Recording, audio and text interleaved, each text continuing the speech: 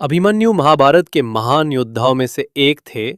ये महाभारत के एक ऐसे किशोर नायक एवं अप्रतिम योद्धा थे जिन्होंने जन्म के पूर्व गर्भ में ही युद्ध कलाएं सीख ली थी। महाभारत काल में चक्रव्यूह भेदन, जिसके बारे में सिर्फ 4 योद्धा श्री कृष्ण, अर्जुन, द्रोणाचार्य और प्रद्युम्न ही अवगत थे, उस चक्रव्यूह भेदन को अभिमन्यु गर्भ में ही सीख गए थे।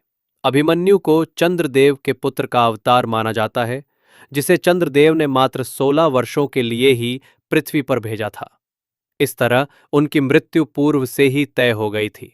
कथा है कि अर्जुन अपनी पत्नी सुभद्रा को उसके गर्भकाल में चक्रव्यूह भेदन का तरीका सुना रहे थे, पर सुभद्रा चक्रव्यूह से बाहर सुरक्षित निकलने का तरीका सुनने के पूर्व ही सो गई थी।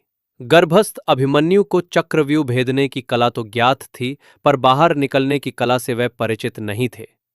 महाभारत युद्ध के 13वें दिन कौरवों ने चक्रव्यूह की रचना पांडवों को पराजित करने के लिए की। तब अभिमन्यु ने चक्रव्यूह भेदन करने के लिए कौरवों से युद्ध की जिद की और अंततः उन्हें स्वीकृति दी गई। अभिमन्यु ने अद्भुत वीरता के साथ युद्ध किया और कौरव सेना को बहुत क्षति पहुंचाई। चक्रव्यूह के 7 चरणों में से उसने 6 चरणों को सफलतापूर्वक पार कर लिया।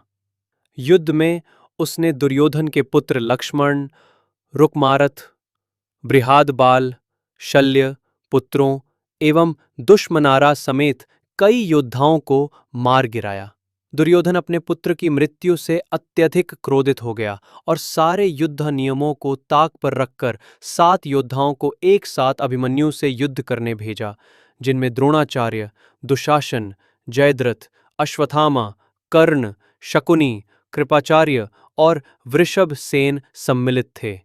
उन सभी ने एक साथ अभिमन्यु पर आक्रमण करके उसके रथ को तोड़ दिया और वार पर वार करने लगे।